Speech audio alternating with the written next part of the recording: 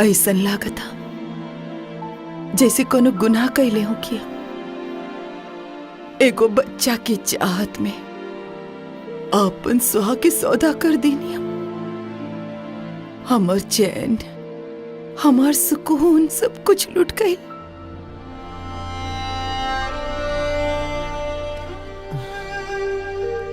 कुछ नहीं के भइल। ऊपर वाला जवन करेला ठीक करेला।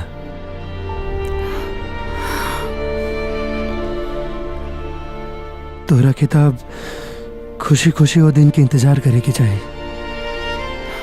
जब एक घर में बच्चा के किलकारी गूंजी, जब तोहरा गोद में बच्चा होगी, फिर केहू के हिम्मत ना होगी तोहरा के बांझ कहे के। गलती हमार बा, ई फैसला हमार रहे। बाकी ऐसन काहे बुझाता जैसे हम अपना साथ। काहे कि तू हमरा से प्यार करेलू, बहुत प्यार। रहू तो हमरा से उतना ही प्यार करीला।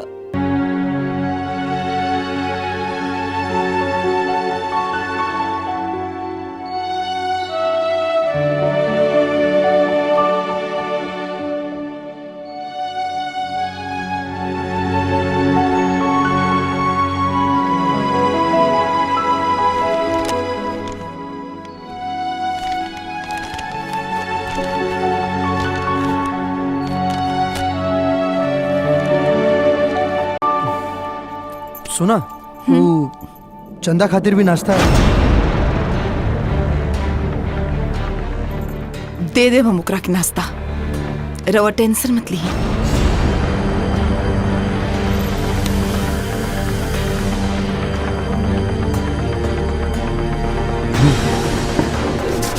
हम चलता नहीं।